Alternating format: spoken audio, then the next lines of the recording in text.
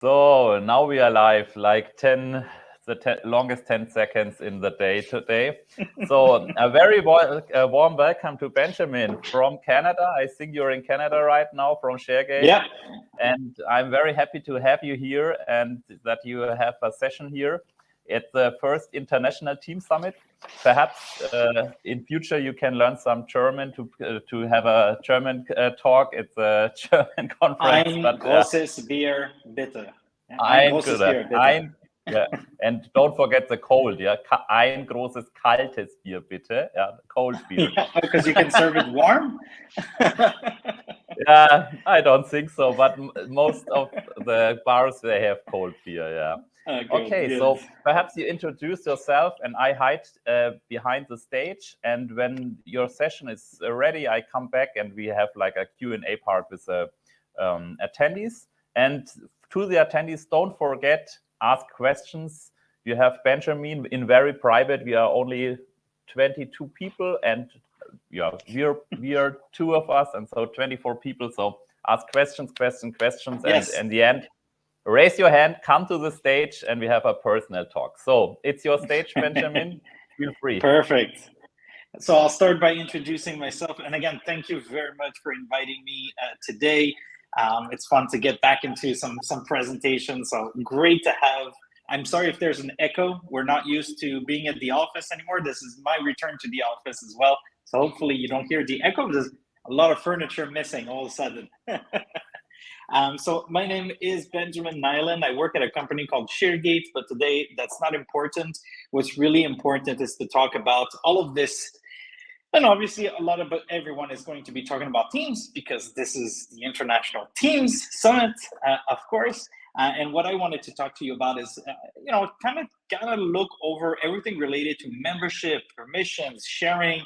And you know what, if you have questions and you want to go somewhere else, we'll go somewhere else as well. But yeah, I don't like spending too much time on introductions because that's not why you're here. You're here to talk about teams.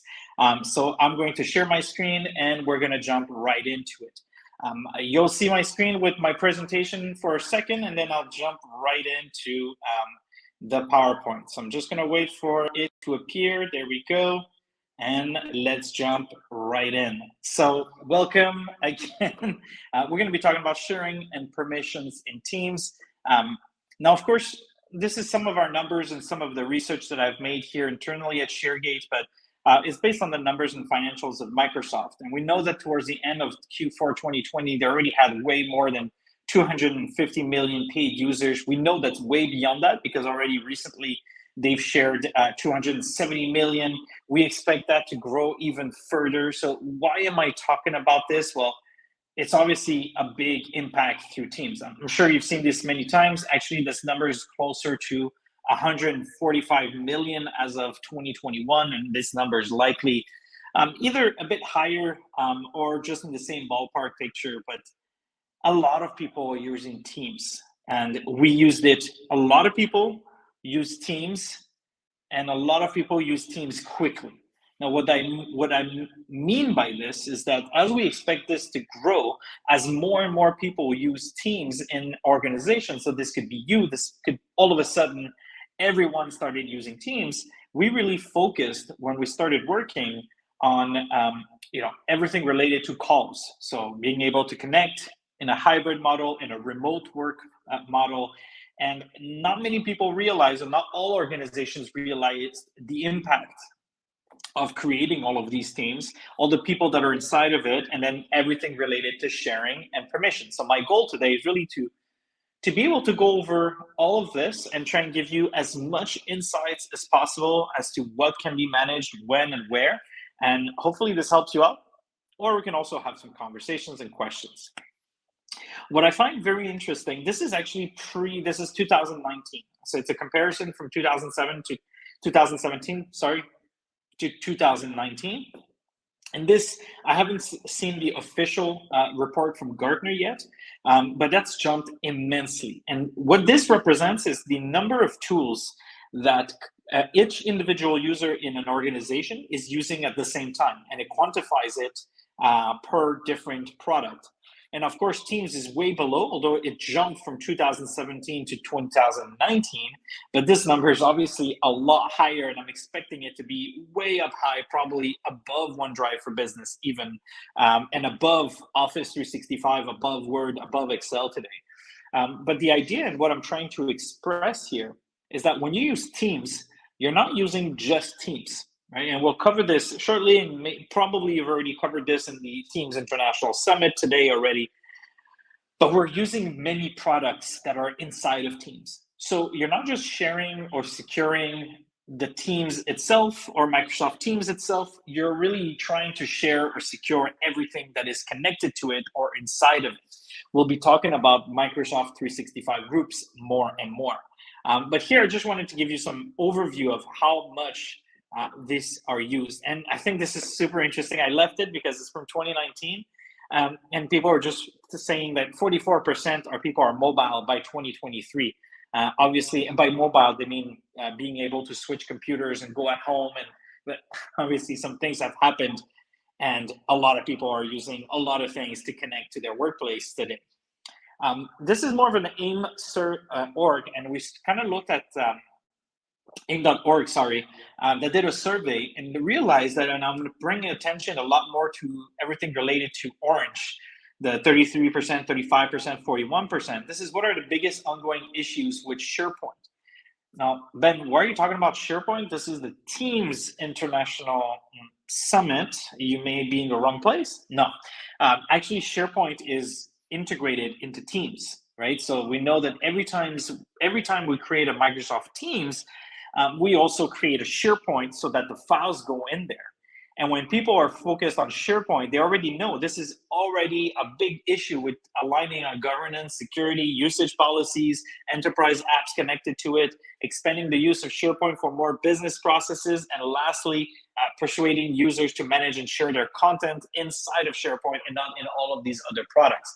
So these concerns related to sharing, related to permissions, they stay true as we moved on to Microsoft Teams. In fact, if you have a few seconds, just for fun, go on the internet and inside of Google or Bing, I've only done it with Google, so I'll use that example. But Google the word view all site content. This is actually a link inside of SharePoint. And many people, not Office 365, right? This is really on-premises SharePoint, but it just goes to show how much access you can have when things are not shared properly. So when you Google the words view all site content, you're going to find the inside of SharePoint sites all over the world from people that didn't necessarily secure their on-premises environment because they made it available via the internet. And when Google has access, somehow it gets access. So then people get to Google this. And it's really just a fun way to say we don't know what's been shared or how it's been shared and who has access and how they have access, especially in this new reality of Teams that we're working in.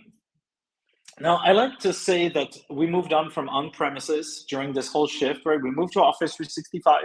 Many of you were probably already on Office 365, but essentially we moved from on-premises and we switched towards online. So on premises, we did a lot of top-down sites. What do I mean by top-down? That means we had a site inside of a site inside of a site. We used SharePoint, we used Exchange, we had Office, we controlled the training, the deployment, and then we moved to Office 365. But we use it the same way. There's a couple of benefits, some new experiences, but most of the time we stayed the same. We just use what we used to use the same.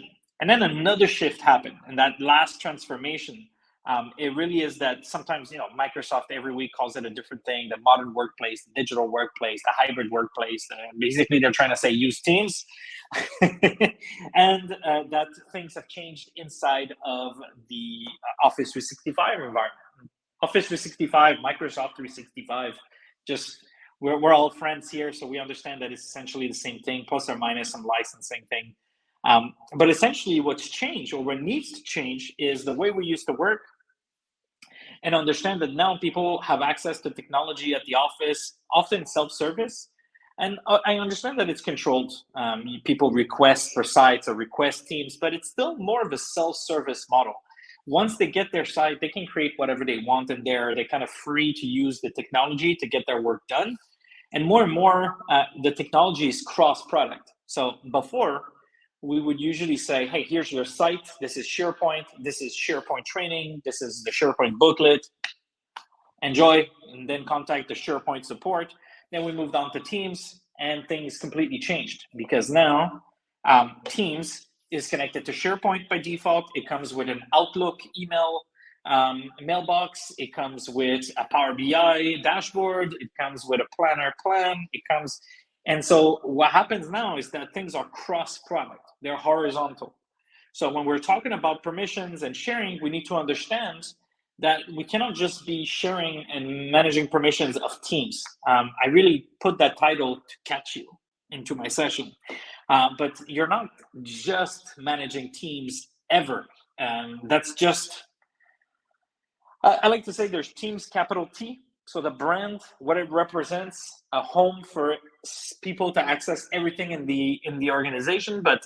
And then you have Teams with the lower T, just the conversations, the chat, the channels. That's it. So we're going to cover both of them. And obviously now security needs to change.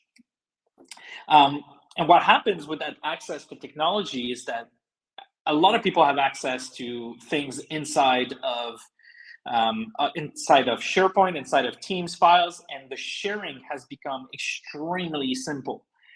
They just allow you to click on the sharing button. I don't see my mouse. So I will try to envision that you can see on the right-hand side, there's a button drop down that says send link. And actually, let me go into demo quickly here. There, I opened up my SharePoint environment. And let me know if ever you don't see my screen. This is the casual Teams question, but I'll do it here in AirMeet. Essentially, you're inside of your environment. Let's say I'm going to open up a new Teams environment. I'll go to my portal, and then I'll open up. Let's just go to an existing one. So I'm going to open this up. I'm going to go to SharePoint, which for whatever reason I cannot find right now. There it is. It's the stress of presentation now. I'll just take anyone. I'll take January team, apparently. I'm sure there's some files in there. Go to documents. So now what you'll see is you'll have access to files or folders. I can even use folders. And people will click on share, send a link. Or here, they'll click on share. Now, most of the time, it's not anyone that's selected here, but people don't realize this is the default one often in organization. So when they click on share, they're in front of this pop-up for their files, and they think that they're just sharing it to say they're sharing it to George. Whoops. Right? So I'm going to share this to George, and they click on send. But what they don't realize is they didn't share the file to George. What they shared to George is a hyperlink that grants access to this file. Anyone that gets this hyperlink will get access to this file. So you're not actually sharing the file with George, you're sharing the hyperlink that gives access with George. And this is often the default behavior. Now, it can be changed, and we'll go over all of these behaviors, but sharing inside of Teams, I'm showing you the SharePoint portion, which is files, but it's the files inside of Teams, has become so much easier for people. And people are sharing things everywhere, and we're having a hard time tracking. I was talking even internally, same thing here at ShareGate. I have one of my colleagues here who created a Teams with, I think there's only 5 people inside of it, but they're working on special projects. And the person that created the team, he's super nervous that the people have shared files accidentally to other people inside of the company. It's the kind of thing that you don't want other people inside of the company. This could be firing somebody. This could be special projects. Some other companies, it could be acquisitions. So you don't want whatever you're working on showing up anywhere. And he just wants to know frequently, like, what has been shared within his team to outside of his team, but not even external users, not even outside, just within the company. Has anyone that is not a member of the team been shared to? And that's what the danger of sharing a link starts happening if you don't start controlling it right from the beginning. There's no easy report that allows you to do this check. There's some basic reports, but they don't really fulfill that need most of the time. So that's why we try and make sure that right from the beginning, we control who has access to what. So all of this becoming much more easier. And of course, we have all of these experiences you may have seen that create using search, using even their AI. They discover content for end users a lot easier.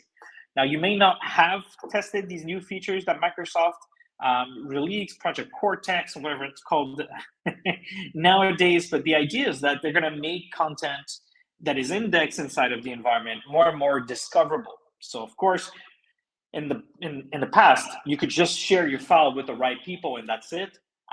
Now you want to make sure that it is just these people that have access, because even if they don't know where it is, even if they don't look for it, it might actually just come up to them as a recommendation from Microsoft 365. Hey, have you checked out this file that your manager created recently? So these kind of things are why we're looking to it. And the balance, and that's where it gets really difficult. It's balancing between IT and users, right? Because end users, they want to create whatever they want all the time. They don't want to have to deal with IT. And IT wants to make sure that everything's under control, that there's no risk. And the challenge is that if IT starts putting too many controls and too many security measures, then end users will just start using other things to put their files, Dropbox, Box, whatever other solution that may be. And so the challenge is in balancing the two to make this successful. But let's get started. This was my intro. Let's get started. And the first thing I think is important to understand is the different layers that you can protect. Everything inside and understanding membership versus sharing. These are two very different things as well. So we're going to look into the different layers. Apologies if I speak too fast. Let me know. I get too excited because it's Microsoft Teams.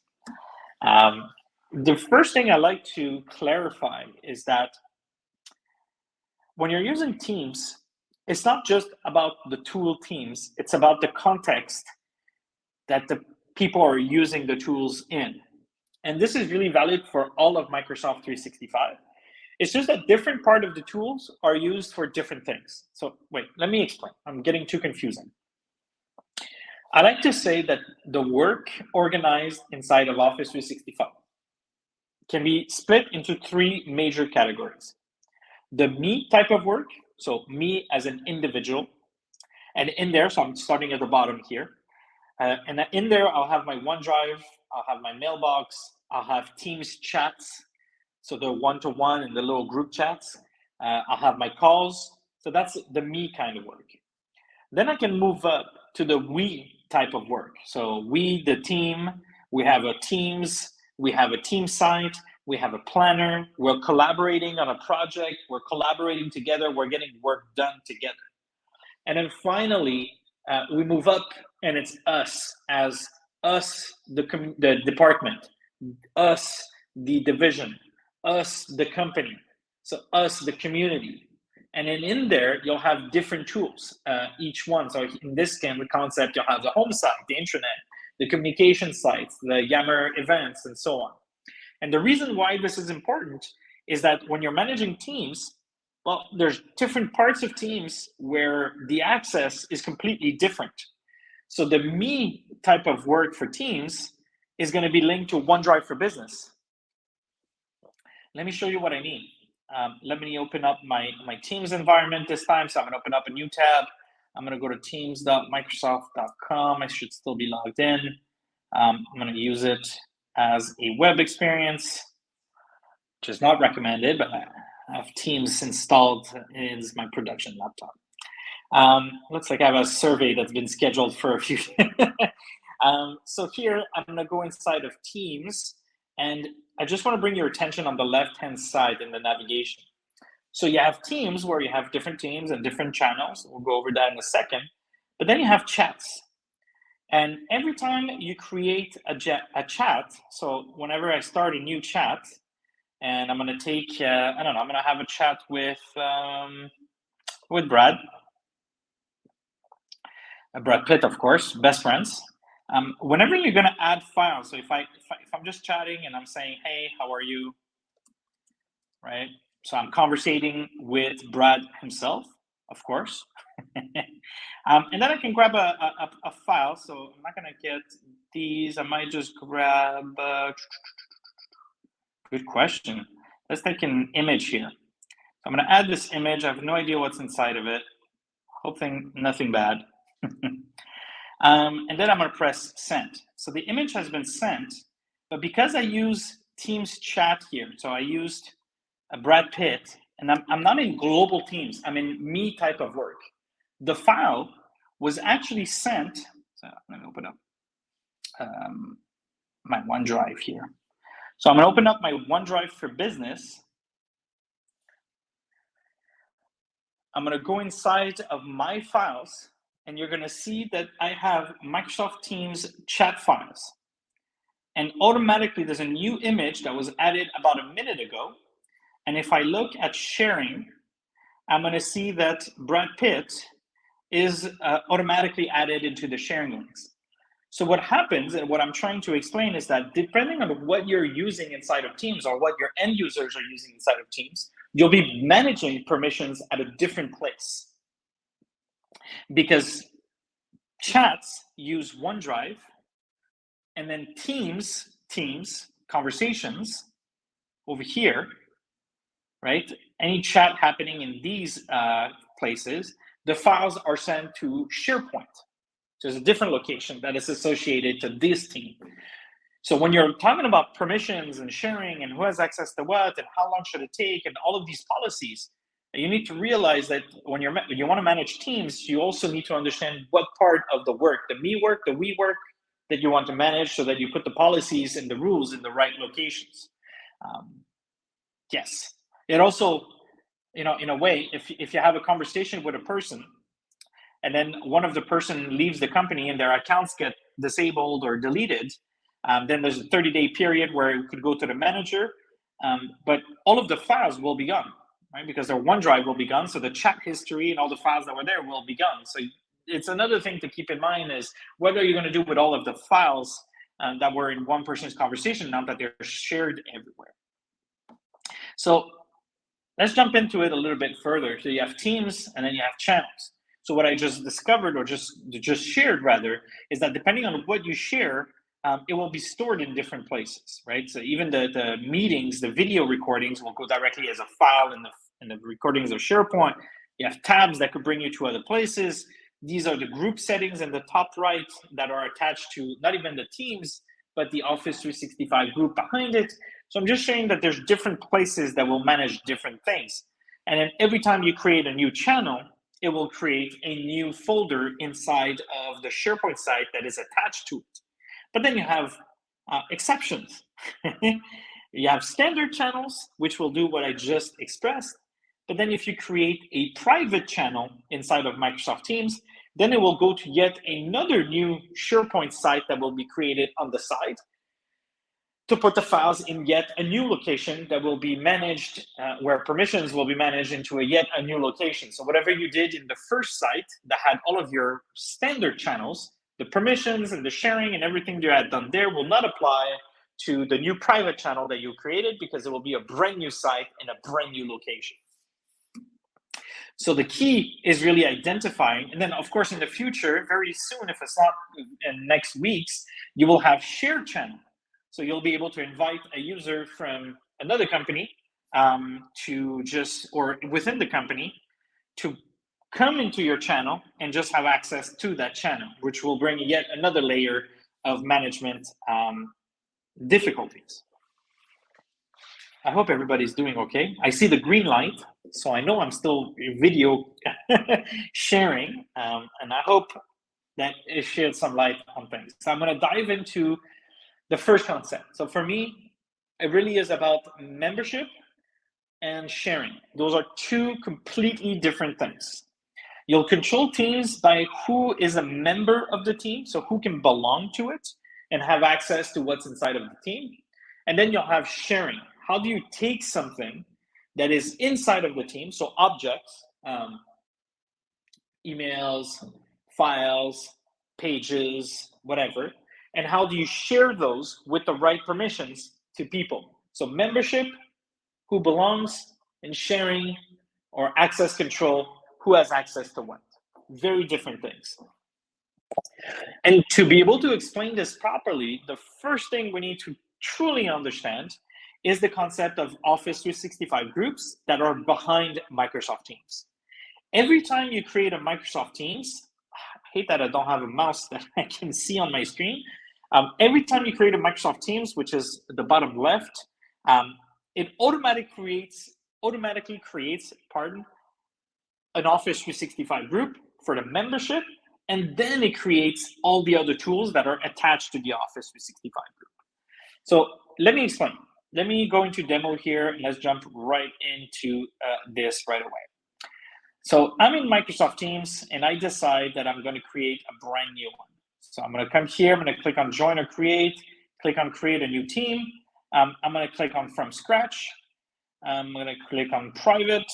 I'm going to give it a name. The name I'm going to give it is, I don't know, Ben Teams Summit. I'm going to click on Create. Now, automatically, before anything is happening, what I can do, I'm going to skip this, it doesn't matter. I'm going to go to Active Directory inside of Microsoft Azure. So every Office 365 tenant automatically, don't tell me that you don't have Active Directory in Azure, everybody does. As soon as you created an Office 365 environment, you automatically got an Active Directory that is inside of Azure and connected to your Office 365. So as soon as you log in with the same credentials, you'll see the users and the groups. So inside of Office 365, inside of Azure, inside of Active Directory, I can click on Groups, and I'm going to see all of my security groups, so the regular security groups that you may have, but I'm also going to see Ben Teams Summit, which is the Microsoft Teams I just created. But before I created the Microsoft Teams, the first thing it creates is this, which is a security group of a new type called an Office 365 group or a Microsoft 365 group. And essentially, if I go inside of it, I'm going to see all the properties of that group. And that's actually one of the first places where you can manage at an elevated level the members, the owners, the properties, but you'll also have things like access reviews depending on your licensing of Office 365. So I don't have access. It requires even more premium access than I do. But you have something called access reviews. And you could say, I want at a frequency of every 30 days or every 60 days or every 90 days for the owner of this team or this Office 365 group to validate that the members should still be in the list of members, or you can do this with externals. If this group has any externals and you want the owner to frequently validate whether they should still be here. Now I said the owner, this could be you in IT. So the first thing to understand is that every Microsoft Teams that has ever been created show up first and foremost at the layer above that owns the team, which is the Office 365 group. And I say this because everything related to expiration, naming policies, access reviews, privileged access groups, again, extra licensing, this is all here that is being managed. What most companies don't realize is that when you want to manage teams, you may not actually be wanting to manage teams, you may be actually wanting to manage the group that is hidden behind it. And just knowing what that object is and where to look for it already adds extra management capabilities. Same thing with PowerShell. There will be more properties and more things that you can control and manage over permissions and membership using PowerShell if you know that what you're trying to manage, it's the unified group, or unified group is the name that they gave it in PowerShell to make it even more simple. But Office 365 group is what I'm talking about. This is really where all of your configuration is going to be set, whether, again, access reviews, privileged access groups, expiration, naming policies, a ton of settings are actually here. We'll show you later that some of them are per product. So you can go to Teams Admin Center and change some of the settings there. You can go to the SharePoint Admin Center and manage some of the settings there. But at the membership level, who belongs in this team? So when you're inside of Microsoft Teams and you just created your Ben Team Summit, and then your next step is to go into Manage Team and to change the members, the owners, and all of these settings, it's not here that you're doing this. When I click on Add Member, and my good friend Angelina Jolie, add, I didn't manage Teams here.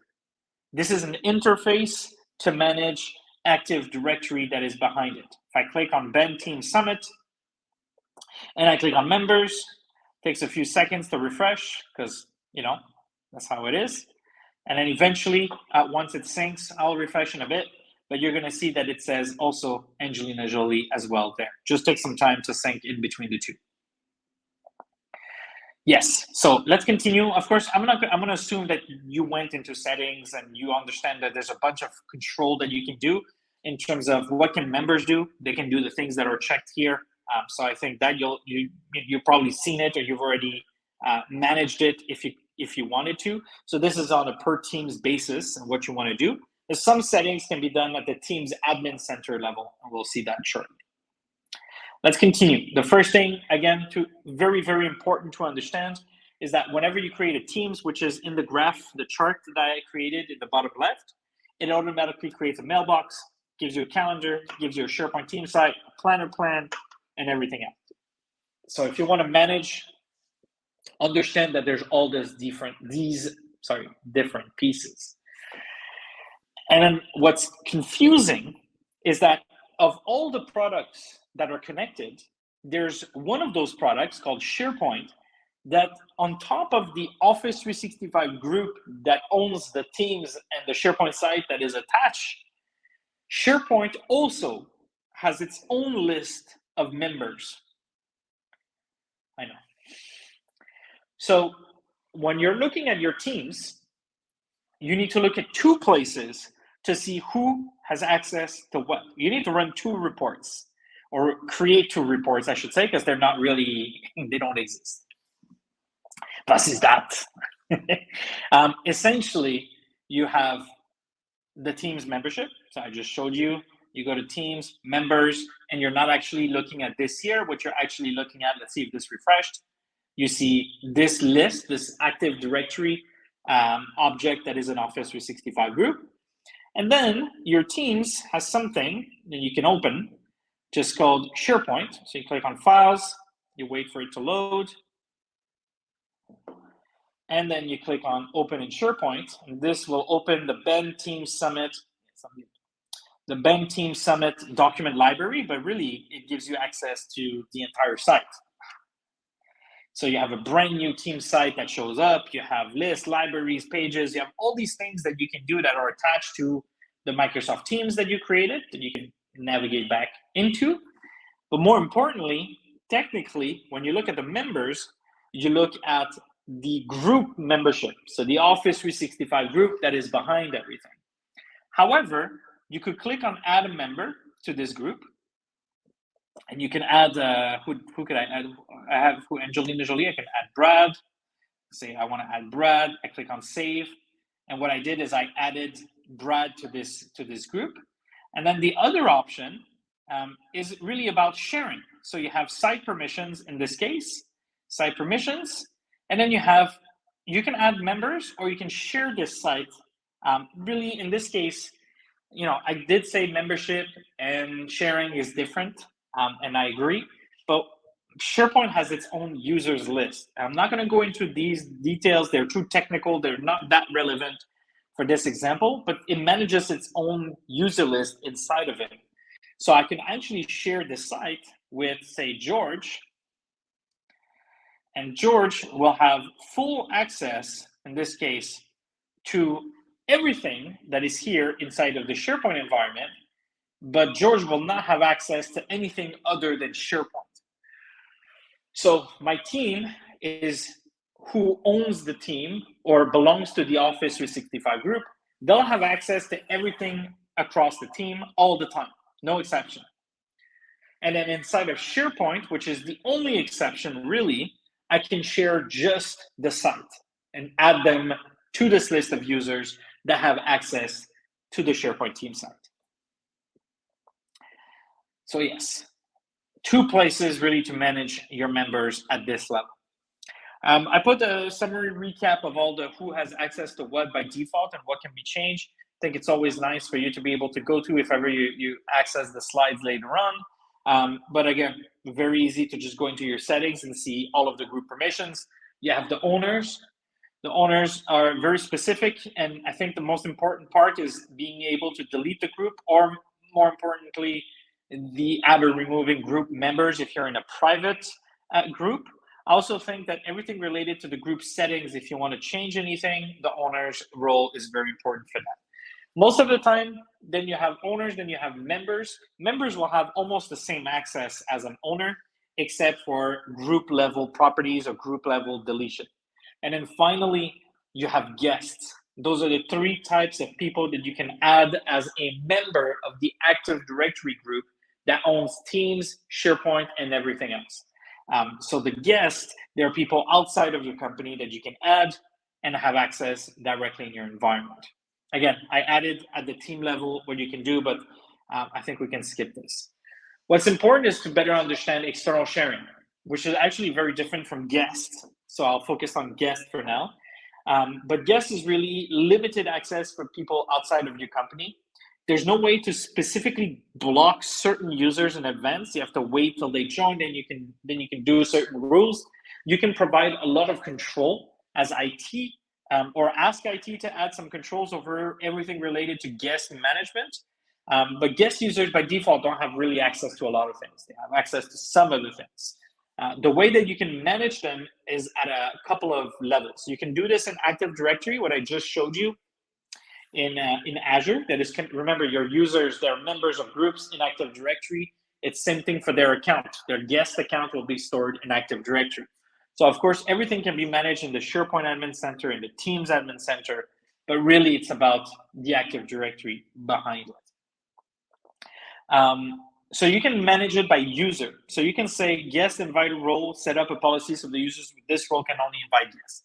So this is who can invite guests inside of company. You can say, I want only managers in my company to be able to add people from outside the company.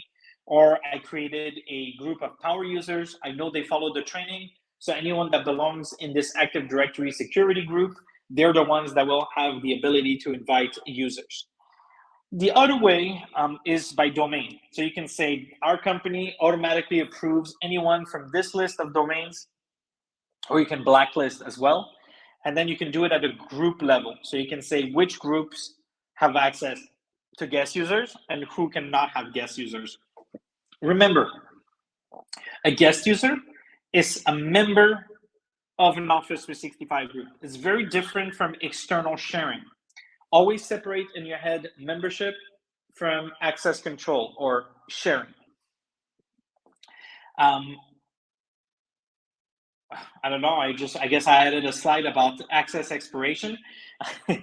So when we're talking about guests, one of the things that you can do is you can have an expiration, an automatic expiration for guest users. I don't know if that actually, I do think that came out. This could be like a preview. I think it came out. So essentially, automatically say that when guests are added, they have an expiration date, and the owner of the environment, the Teams or the SharePoint, which is the same really, will be able to say, I want to extend this user, or I want to remove access to this user, so that it's more easily managed in this case.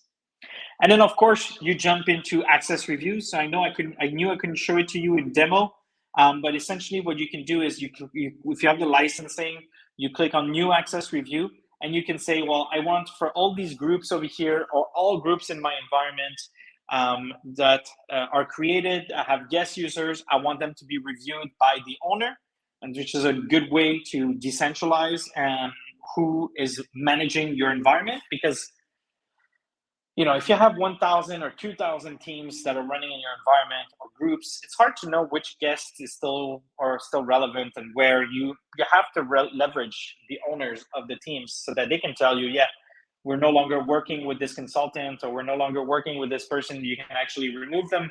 So I find it a lot easier to implement something like access reviews, or at the very least, a process that automates the checking of the guests inside of a team by the owners. so they can make the decision for you.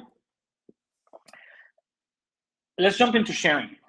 In terms of sharing, again, I put the chart very in front of you. Sharing is really more limited to the SharePoint part of it, but it can also be impacted by other products.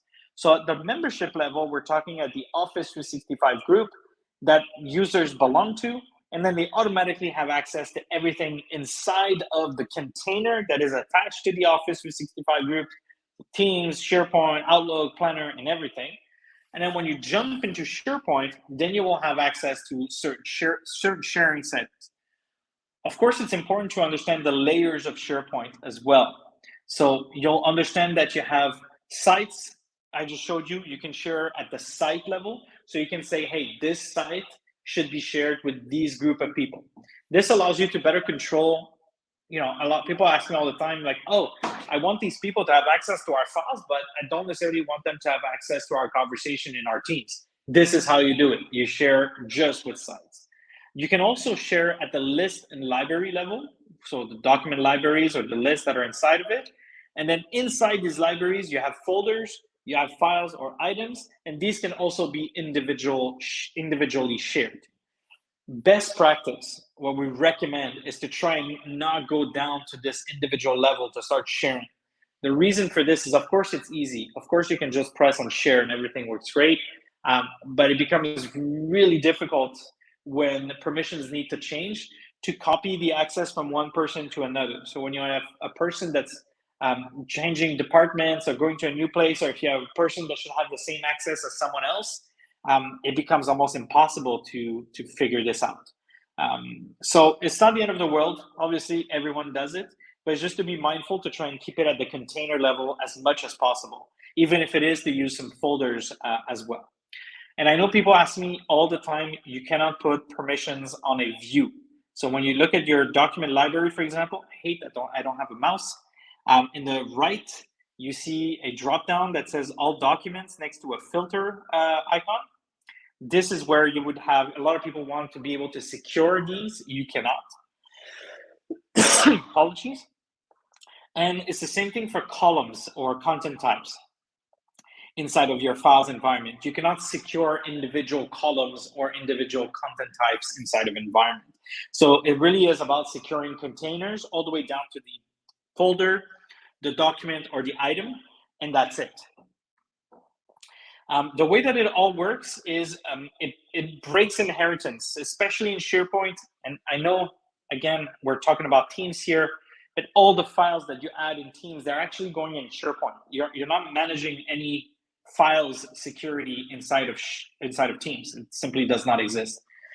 Everything that you manage in Teams is the membership, who belongs to this team, and then you can say owners have allowed to do this, members are allowed to do this, and then as soon as you're starting to talk about files, you're talking about SharePoint.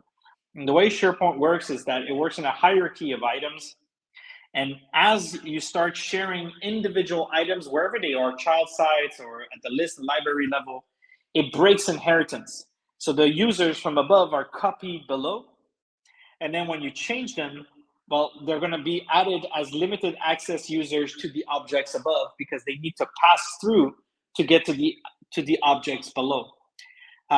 Why I'm telling you this? It's simply that if ever you check who has access to what at a more advanced level in terms of files, in terms of folders, in terms of sites, do not be alarmed if you see something that says limited access. These people don't necessarily have access to anything. It's just the way that SharePoint is made requires this to be created so that they can pass through and access what's below. So why is it everywhere and can you delete it? You can, this limited access. It's risky to remove limited access because then people cannot pass through and access the files below. Now, permissions have changed a little bit. We used to deal with permission levels a lot. So we could say like, oh, there's the control access, there's the edit access, the contribute access. And though these still exist and you can still customize them inside of your site, I recommend to not do this because Microsoft is really going away from this direction. It's really strictly there for supporting customers that were using it historically. So instead, you just should start looking at more the two ways of sharing that exist. And there's really two types of sharing that exist. There's link that gives access, and there's direct access. These are two very, very different things. Now, I'm going to go in Teams because I feel like I only show you directly from SharePoint, and you're probably wondering, like, why? It's the same thing. So I could be inside of here. I can click on files. I don't know if I have any files here. We can find one that has files somewhere. Most likely this one. No, I must have had files for Ignite. Come on. No. What about my January team? There's got to be some files here. My goodness. Okay, one last one. And if not, no. Oh, yes. Files. Yes, there's a file here. So we can do this from here. We can click on copy link. We can click on share, which I'm not seeing. So because they're already inside of the files. But you click on copy link, and I'll bring down the kind of the same element here. And what's more important is these drop downs. Again, there's two different types. There's link giving access and direct access.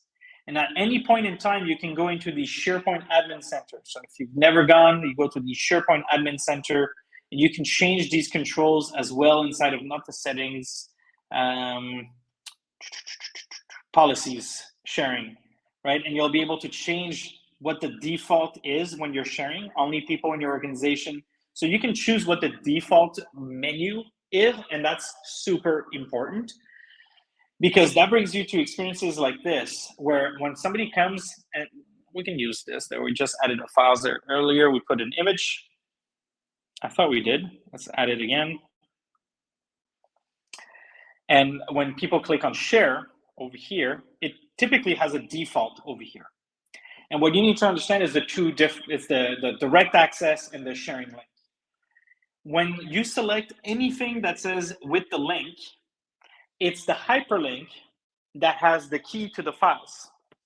It's the hyperlink. If you look at the hyperlink itself, there's an actual key that grants access to the document. So anyone who has the hyperlink, when they click on it the first time, it grants them access to the file. So when you're selecting this, the people that you send the link out to are never added into the permissions until they first click it.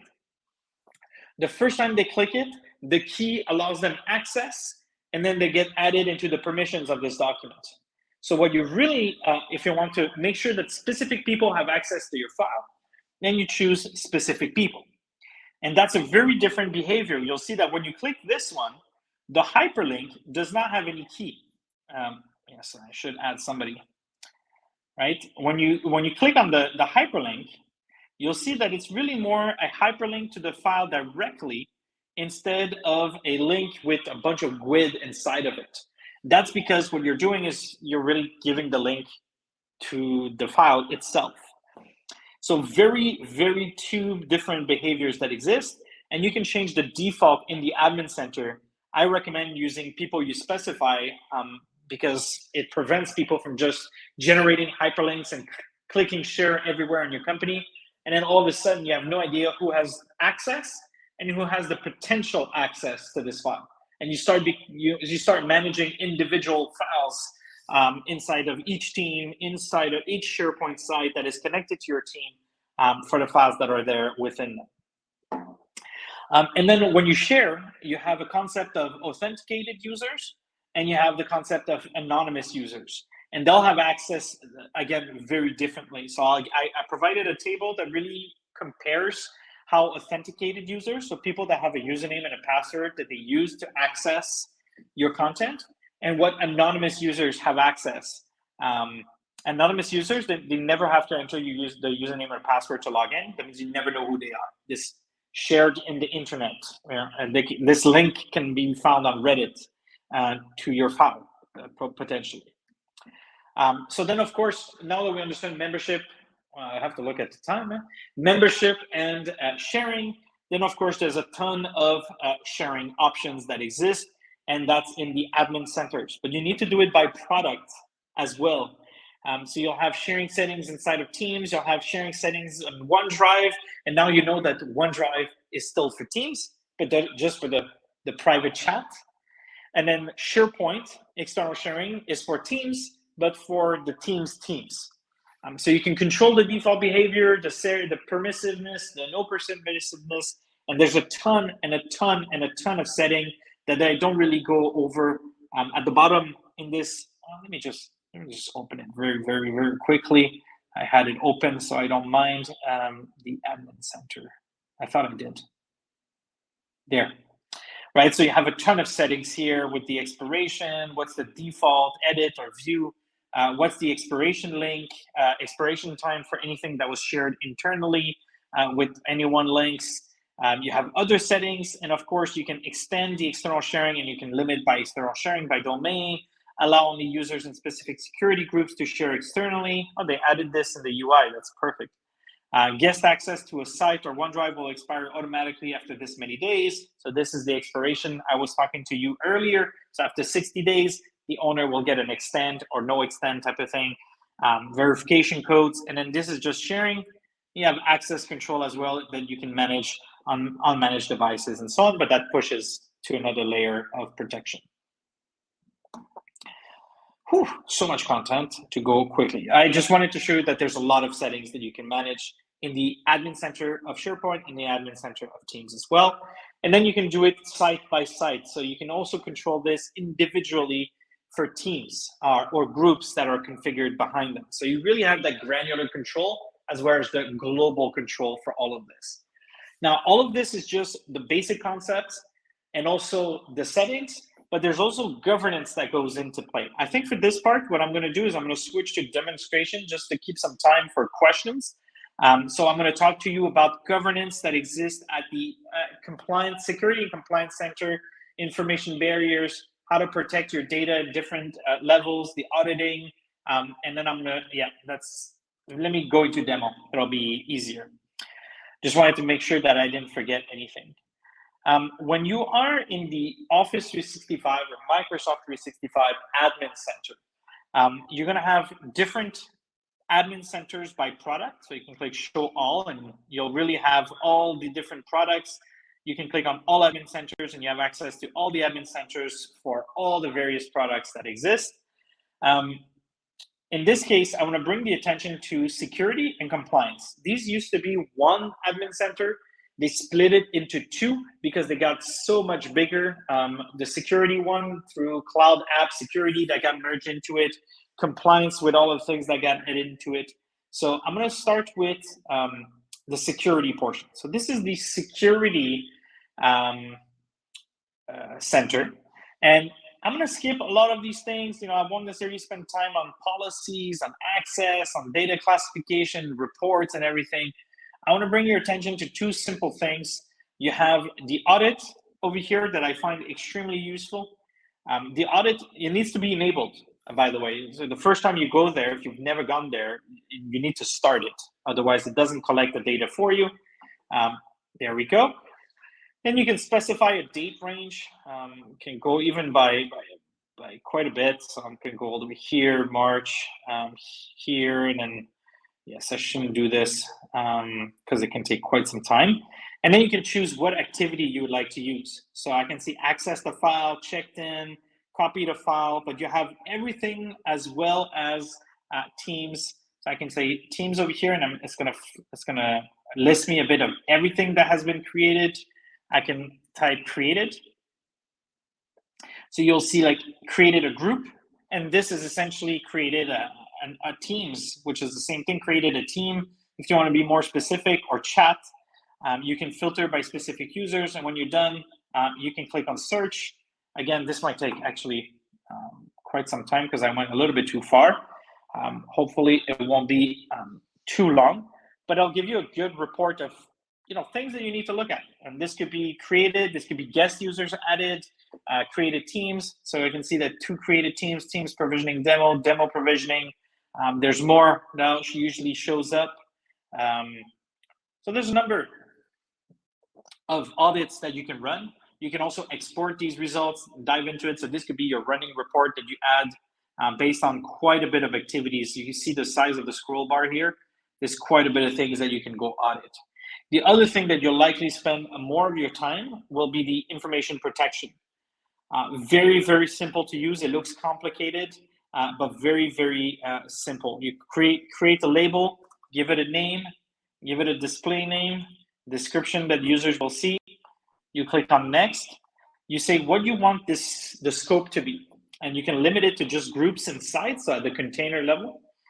You click on next, and then you'll be able to say that you want, well, if it was files, you'll be able to encrypt the files or mark the content of the files. Since we're at the group and sites level of the scope, I'll be able to say privacy and external user settings, external sharing and conditional access settings, click on next, and this opens up. So now automatically, if people are gonna choose this label, so when they create their teams, if it gets tagged with this particular label, then I'll be able to say like automatically it should be private. Or let Microsoft 365 group owners add people outside the organization. If I do not check this box, by default, they will not be able to add them. So this allows me as the administrator to control automatically the settings based on the intent of the teams that is going to be created. And then once you've done your label, then you simply publish it to the right location inside of your environment or wherever you want, really. The other thing that I wanted to bring your attention to is the compliance center. And the compliance center actually was the same thing. It was the audit report that I really wanted to show. There's a number of features in terms of auditing, but I think this is pushing it a little bit more advanced. They're more going to be inside of the emails inside of your teams, and you're going to be able to put, and certain rules again, like hunting inside of the content, alerts, creating incidents. So you don't minimize the use of security and the compliance center for you to add governance and rules to your Microsoft Teams as well, because you're going to be able to do quite a bit. Lastly, what I've done is I added a link to an external sharing guide, but also everything related to groups governance. This is not me that wrote this booklet. This is other MVPs, as well as I think there's 2 people from Microsoft, and it's general guidance on Office 365 groups governance. But really, it's not about Office 365 groups. It's about Teams, but it's about the management of the groups that go behind the Microsoft Teams that allows you to really govern teams. So I guess the biggest takeaway is when you're managing Microsoft Teams, you're not really managing Microsoft Teams, you're managing everything around it. Thank you very much. We have not that much time for questions. I apologize. Get too carried away there, but I'm still free and available should there be any. I'll stop sharing my screen. Here we go. Stop. Thanks a lot. My camera is not working, but we have only 2 minutes left for the expert circle, Benjamin. You're just in time, 2 minutes. So we have some questions, but perhaps we can discuss the questions in the expert circle. I just took my phone and make a photo of it. So perhaps we can discuss some questions in the expert circle. Sure. And we can just switch because it starts in 2 minutes and you and me are part of the expert circle, so they cannot start without us. And it was a very, very good session with a lot of content. And yeah, we have the same problem here because of course we use the same Office 365, but it's so hard to explain like a customer what is permissions in Office 365. You need like 1 hour with high speed. Yes. And in the end, nobody knows what you said. Yeah. Okay. So see you in the expert circles. We switch around, and please, to the attendees, please come to the expert circle and we can discuss some group permissions things. Okay. Thank you. See you. Thanks, Bitteschön.